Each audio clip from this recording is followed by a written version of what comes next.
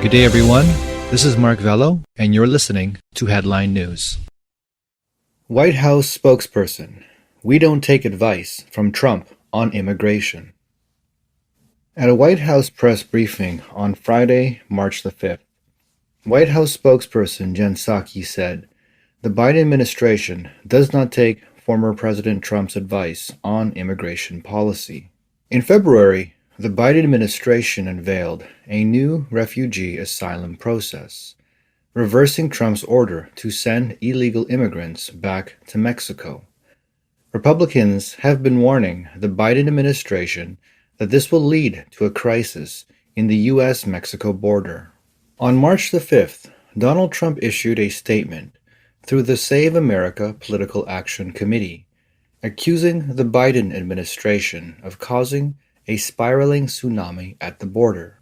According to Fox News, Psaki responded on the day by saying that the immigration policy of the Trump administration was immoral and they would not take Trump's advice. According to Axios, in the week ending March 1st, the Border Patrol referred to the Department of Health and Human Services custody an average of 321 children per day, which is up from a weekly average of 203 in late January and early February. According to the Wall Street Journal, in late February, the Biden administration reopened a Texas facility that housed unaccompanied immigrant children. In addition, Texas Tribune reported that the Immigrant Family Detention Center in South Texas will be converted into a rapid processing center to screen illegal immigrant families. On March the 4th, Texas Democratic Representative Henry Cuellar issued a statement that the U.S. is weeks, maybe even days, away from a crisis on the southern border. After some 10,000 illegal immigrants were arrested in the Del Rio border in the past week, former Homeland Security Secretary Chad Wolf had told Newsmax TV on February 26 that the Biden administration, through its policies, is facilitating and encouraging illegal immigrants to cross the border illegally.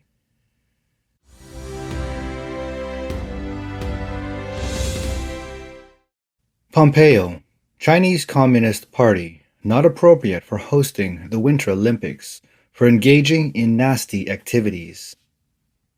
On Friday, March the 5th, former U.S. Secretary of State Mike Pompeo said the CCP is engaging in nasty activities which make it unfit to host the 2022 Winter Olympics. Pompeo made the remarks in an interview with conservative radio host Hugh Hewitt on Friday.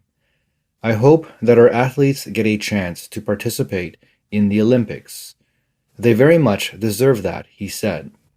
"But in the end, we cannot allow American athletes to travel to Beijing and reward the Chinese Communist Party, all the while that they are doing all the nasty activity that they are engaged in. The Olympics are an expression of freedom and athletic talent, and to hold them in Beijing is completely inappropriate," Pompeo said. In fact, Pompeo is not the only U.S. dignitary opposing the CCP hosting the Winter Olympics. Not long ago, a number of U.S. federal House members co-sponsored a new bill asking the U.S. Congress to express a position to boycott Beijing's hosting of the 2022 Winter Olympics. Florida Representative Mike Waltz, in a February 15th congressional resolution, listed reasons why the CCP should not be allowed to host the Winter Olympics, including many of their human rights abuses: mass detention and genocide of Uyghurs in Xinjiang, forcing the Hong Kong version of the national security law to undermine Hong Kong's democracy and the structure of one country, two systems, suppressing religious activities in China, concealing the CCP/coronavirus epidemic that led to a global pandemic, and more.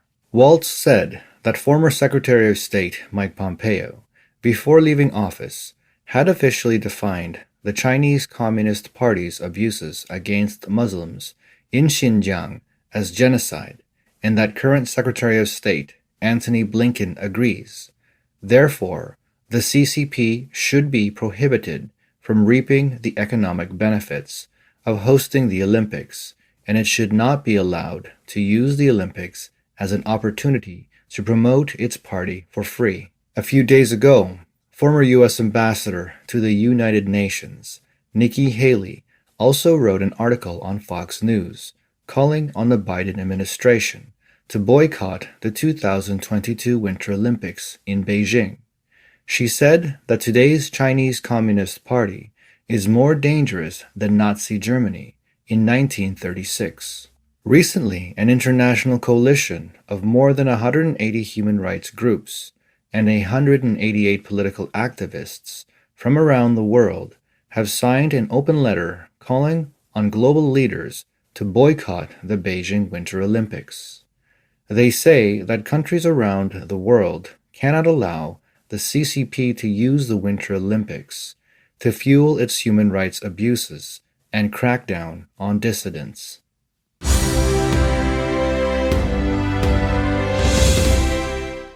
UN experts call on Security Council to impose arms embargo on Myanmar military. In a report released on March the 4th about the situation of human rights in Myanmar, Special Rapporteur Thomas Andrews called on the UN Security Council to impose a global arms embargo and target economic sanctions on the Myanmar military and its sources of revenue to support the Myanmar people's desire for a return to democracy. According to AFP, Andrews urged that the international community should act immediately and decisively. In addition, Andrews called on the United Nations and the international community to deny recognition of the military junta as the legitimate government representing the people of Myanmar.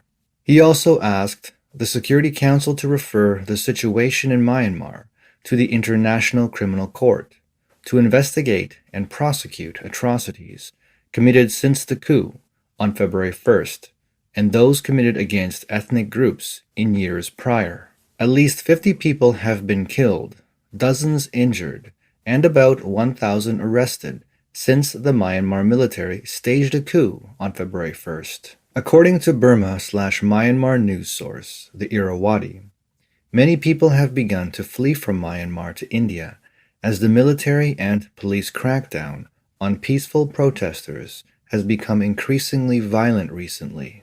According to locals quoted by another news source, The Hindu, at least 50 people have so far arrived in India's Mizoram's Champhai and Serchhip districts, some of them police officers who did not want to participate in the violent crackdown on protesters.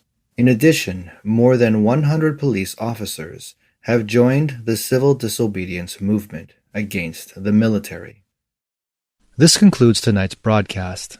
Thank you for your time, and stay tuned for the next Headline News.